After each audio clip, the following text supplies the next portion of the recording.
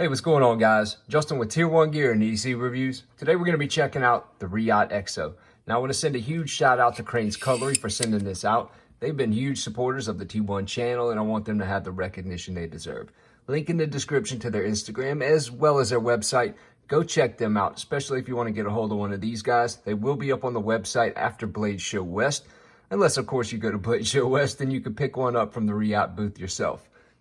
Now, it's no secret I'm a huge fan of Reate. They make some of the best knives in the world. I mean, honestly, that's why makers like Brian Brown and Sharp by Design use them for their production knives. The quality is always outstanding and the QC is on point right out of the shop.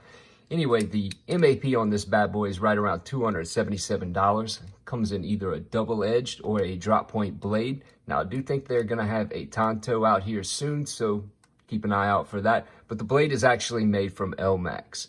Now, that makes sense considering this knife is pretty much primarily worn on the hip with the Kydex. There is no clip or anything like that, which honestly you couldn't wear it in your pocket anyway because there's no lock on this. It is 100% a gravity-fed knife, which the blade runs on that little track right there.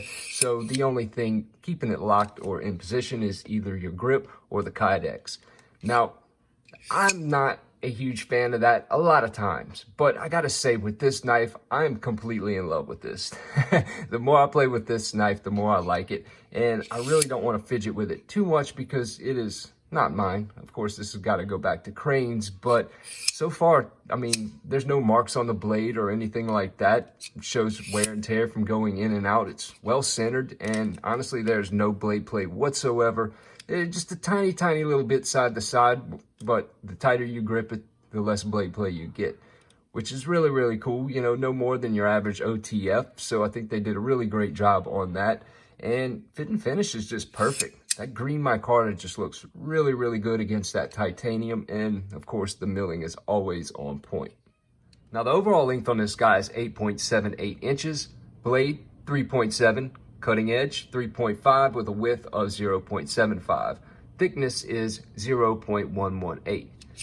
Now the handle length is 4.72, width 1 inch, thickness 0.50, and let's get an accurate weight real quick. 4.765, which is practically nothing considering it's going to be worn primarily on your hip, but I'm sure you could get creative and find a way to carry it in your pocket. Anyway, we will compare this bad boy to the Reate Bushido. You can see it's about 1 3/4 inches larger than the Bushido. We'll compare it to the Arcane Design Crawler.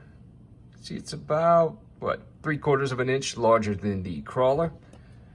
We'll throw one more in for good luck. Compared to the Chavez, which is one of my personal favorites. You can see it's right around 1/2 inch larger than the Chavez.